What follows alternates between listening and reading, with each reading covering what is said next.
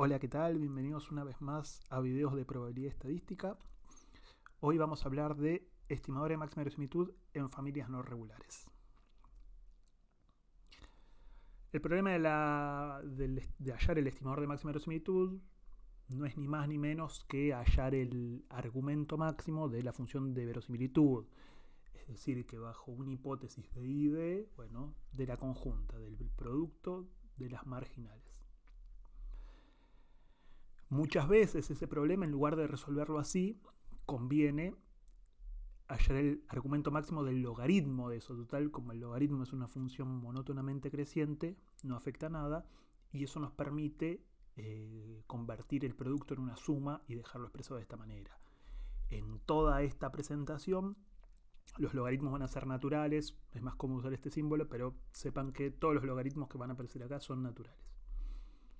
Entonces surge la pregunta de cómo hallar el θ que maximiza esa expresión, cualquiera de estas dos, ya sea la de la productoria o la de la sumatoria. Bueno, para encontrar un punto que haga máximo una función, a todos nos gusta derivar igualar a cero. Lo que pasa es que no siempre los máximos pueden encontrarse de esa manera.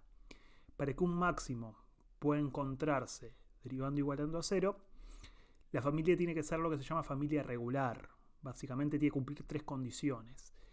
Que sea diferenciable en θ, no, si no lo puedo derivar no tiene sentido hablar de igualar a cero la derivada. Que el soporte de la densidad o de la función de probabilidad no dependa de θ, es decir, que θ no esté en la indicadora, y que el conjunto donde busco sea un conjunto abierto. Si se cumplen esas tres condiciones, vamos a decir que la familia, la verosimilitud o las densidades a las que voy a intentar maximizar su productoria son una familia regular, y si no la cumplen, con que no cumplan una de ellas ya no van a ser familias regular. En familias regulares, básicamente lo que uno quiere hacer es igualar a cero la derivada, ¿no? Que viéndolo en la última expresión, la expresión del logaritmo, bueno, la derivada de la suma es suma de derivadas, entonces uno puede escribirlo de forma compacta, así como está ahí. Veamos un ejemplo de familia regular, ¿no? Y cómo hallar el estimador de máxima verosimilitud. Empecemos por las familias regulares.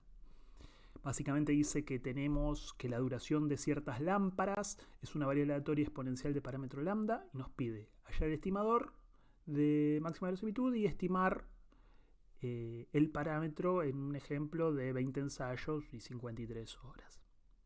¿No? Voy a ir rápido acá porque el objetivo del video es presentar las familias no regulares, pero pausa el video tantas veces como creas conveniente.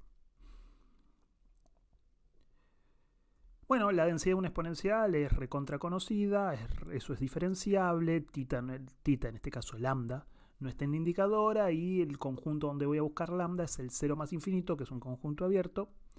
Entonces la familia es regular.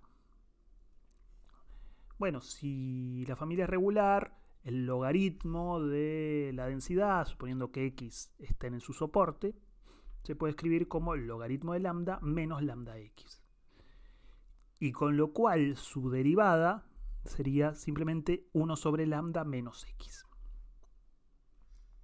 Con lo cual la solución de la ecuación que la suma de las derivadas de los logaritmos sea 0, se puede escribir como que la suma de 1 sobre lambda menos xy sea 0. Y si te pones a despejar un poco de ahí, vas a llegar a que lambda es n sobre la sumatoria. Con lo cual, si uno quiere un estimador, bueno, simplemente pone n sobre la suma de las variables aleatorias, xy, ¿no? Donde encontraste un x minúscula, pones la variable aleatoria, lo evalúas en la muestra aleatoria. En cambio, si lo querés es una estimación, bueno, simplemente reemplazá por los datos que tenés. El promedio decían que era 53, con lo cual esto de acá claramente es 1 sobre el promedio, daría 1 sobre 53. Unos chequeos saludables a hacer es que, bueno, efectivamente el parámetro que yo encuentro, el 1 sobre 53, la estimación que yo hice, esté en el conjunto paramétrico, es decir, en el titón, en el intervalo 0 más infinito que había planteado antes, efectivamente se cumple. Y segundo, que el punto que encontré sea un máximo, ¿no? Eso lo puedo hacer viendo la segunda derivada, por ejemplo. donde me daría negativa y entonces evidentemente eso es un máximo. Bien, vamos al tema del video, que es lo que nos compete. ¿Qué hacer en familias no regulares? Voy a presentar 4 técnicas distintas que según el caso van a convenir usarse una y otra, y vamos a ver cómo los casos donde la familia no es regular, bueno, igual uno tiene un montón de herramientas para atacarlos. El primer modelo de resolución que vamos a ver, que vamos a discutir, lo llamé prueba y error. Básicamente es para cuando Titón es discreto, ¿no? Con lo cual no es un abierto y no puedo derivar igualar a 0, pero con la característica de poseer pocos elementos. Y básicamente lo que dice este método es voy a probar todos y ver cuál es el que tiene máxima verosimilitud, ¿no? Por eso es imprescindible que para aplicar este método sean pocos elementos. Por ejemplo, veamos un ejemplo. Una central radial recibe señales normales de media mu y varianza unitaria. Al conocer a sus transmisores, la central sabe que mu es 0, 1 o 2. ¿Está bien? O sea, las señales que uno recibe son normales de media 0, 1, 2. No sé cuál de las 3, pero sé que es una de esas 3. Y varianza 1. Estimar mu por máxima verosimilitud si la central recibió las siguientes señales. Menos 1.0, 0.1, 2.2, 4.2, 1.6. Bueno, básicamente lo que dice este método es planteate la verosimilitud, ¿no? Si acá las señales son normales, bueno, la expresión de la normal es eso de ahí, ¿no? En realidad estoy multiplicando 5 normales, por eso el 1 sobre 2pi me queda de 5 medios, porque cada normal es raíz de 2pi elevado a la 5 sería 2pi a la 5 medios. Y en la exponencial, la productoria afuera puede subir como suma, y con lo cual me termina quedando esto de acá. Bueno, y después simplemente es evalúate tu muestrita para cada mu y fíjate cuánto da. Yo hice eso, chequeen las cuentas por las dudas, pero me dio que la verosimilitud para un mu igual 0 da 2,23 por 10 a la menos 8, para un mu igual 1 da 2,22 por 10 a la menos 6, y para un mu igual 2 da 1,49 por 10 a la menos 6. Con lo cual el mu de máxima verosimilitud sería 1, ¿no? Porque es el valor más grande de los 3.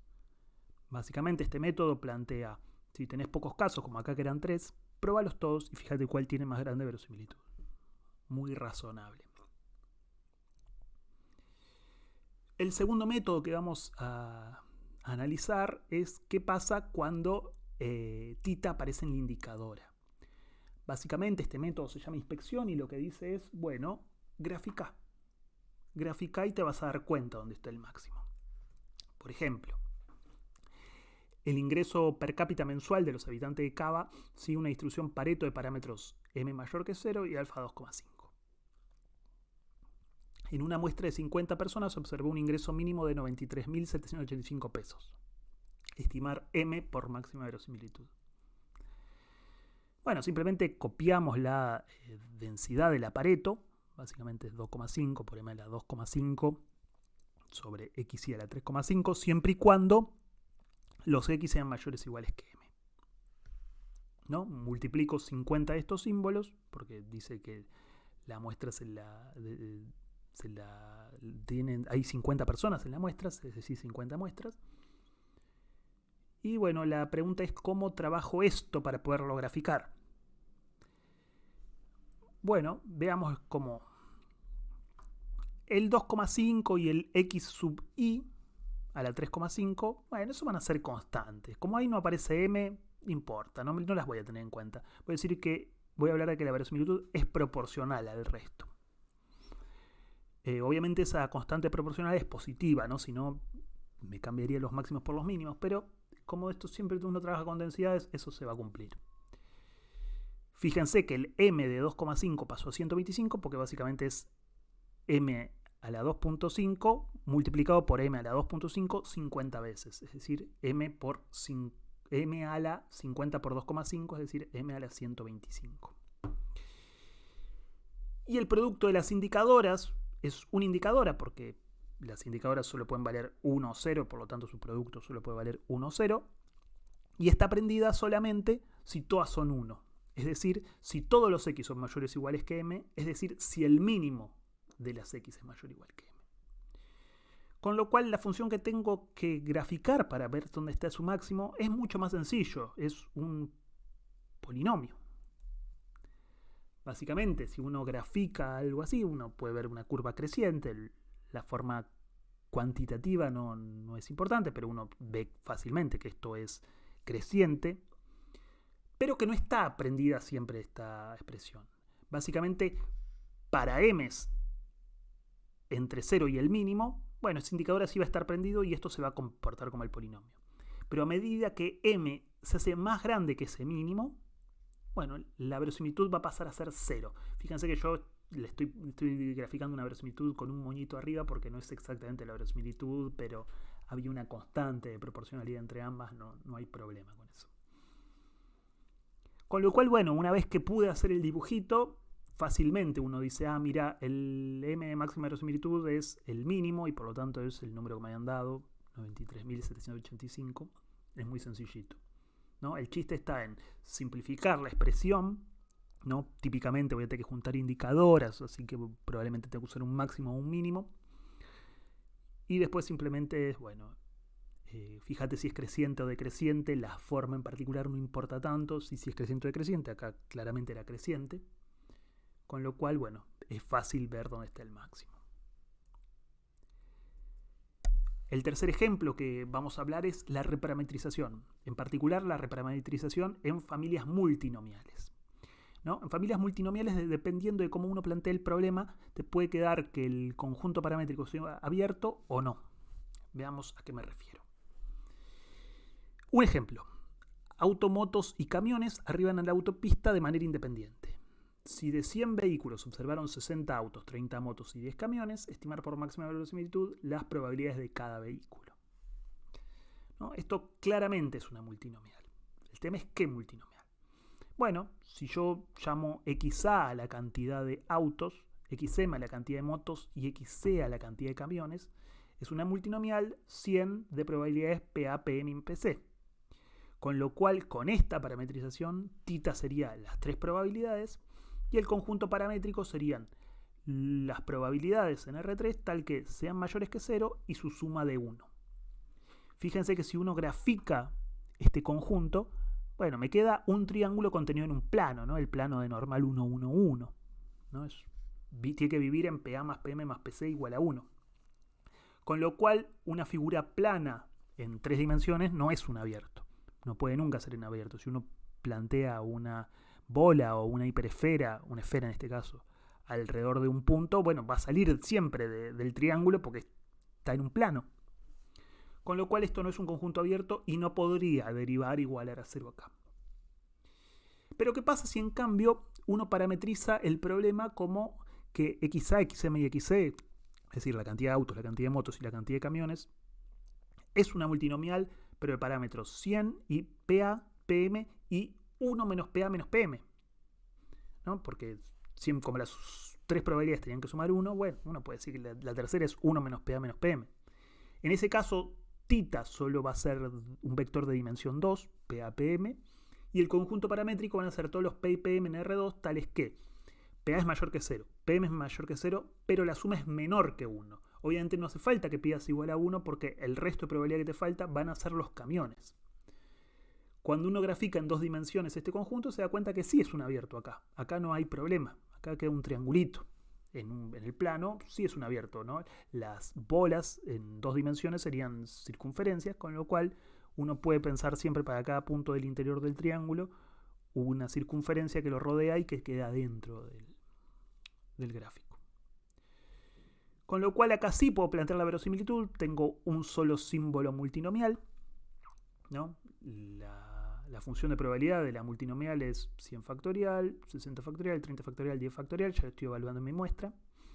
PA a la 60, PM a la 30 y la probabilidad del camión, que es 1 menos PA menos PM a la 10, porque había 10 camiones, 60 autos, 30 motos.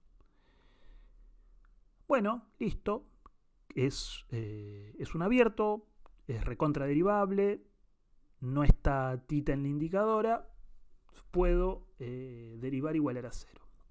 El logaritmo de esto va a ser una constante. Fíjense que todos los lugares donde no aparecían ni PA ni PM los puse Los acaparé en esta constante. Después me queda 60 veces logaritmo de PA, más 30 veces logaritmo de PM, más 10 veces logaritmo de 1 menos PA menos PM.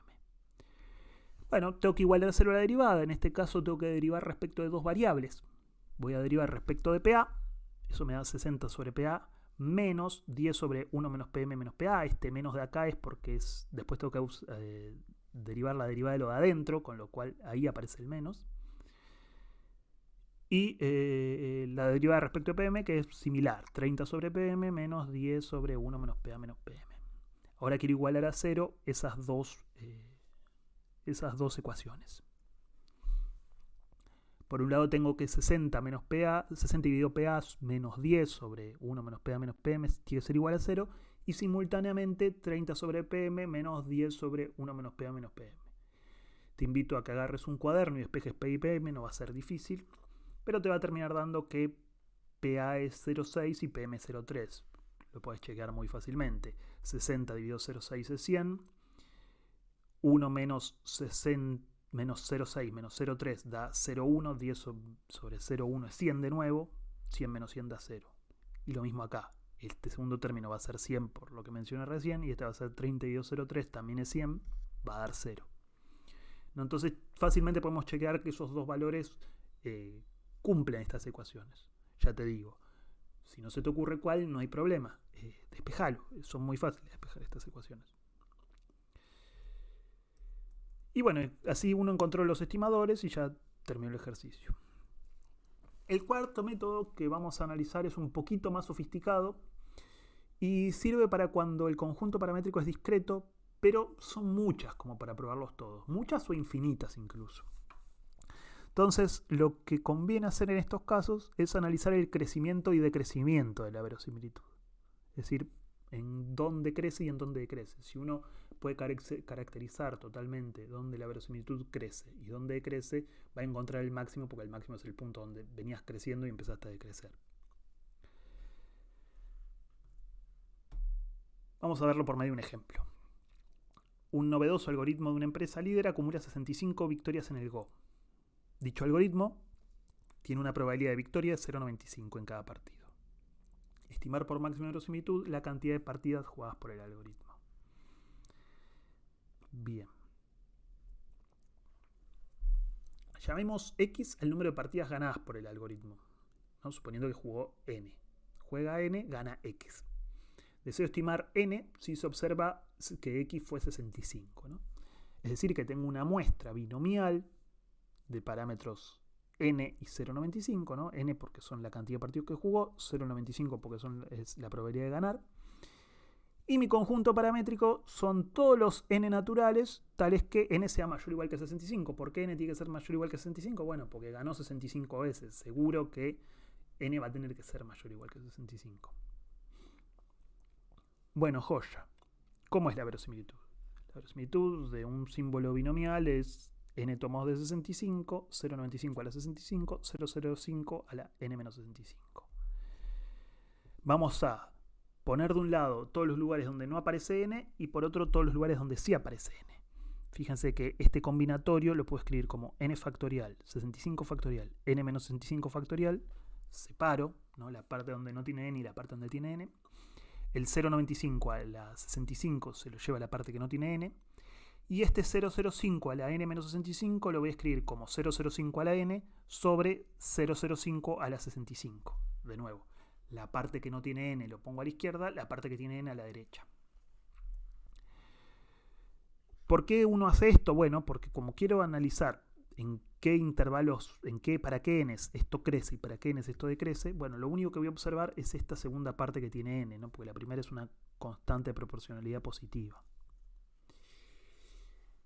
Bueno, lo que voy a decir es, si el cociente entre la verosimilitud en un n más 1 dividido la verosimilitud en un n es mayor que 1, la verosimilitud está creciendo en ese n, ¿no? Razonable, significa que el próximo es más grande. Si es menor que 1, voy a decir que está decreciendo, significa que el próximo es más chico que el actual. Y si es exactamente igual a 1, se está manteniendo constante alrededor de ese n. Con lo cual yo voy a analizar para qué n se cumple cada una de las tres opciones. planteemos ese cociente, ¿no? La verosimilitud en n más 1 dividido la verosimilitud en n. La parte que no tenía n se va a tachar y simplemente copiate la verosimilitud que habíamos calculado antes, pero en el denominador evaluado en n y en el numerador evaluado en n más 1. Fijémonos que esto se puede simplificar. El 0,05 a la n más 1 dividido 0,05 a la n es un 0,05 solo. El n más 1 factorial dividido n factorial, bueno, queda como n más 1, porque n más 1 factorial es n más 1 por n factorial. Y el n menos 64 factorial dividido, o si quieren, este n sobre 65 factorial va a pasar al numerador, entonces sería un n menos 65 factorial dividido n menos 64 factorial. De nuevo, solo sobrevive un n menos 64 abajo porque n menos 64 factorial es n menos 64 por n menos 65 factorial, ¿no? Siempre le voy sacando 1 y lo voy multiplicando recursivamente. Con lo cual yo voy a analizar cuándo esta expresión es menor que 1 y cuándo es mayor que 1. Eso es lo que me interesa. Ahora voy a empezar a despejar acá. Es importante que mantengas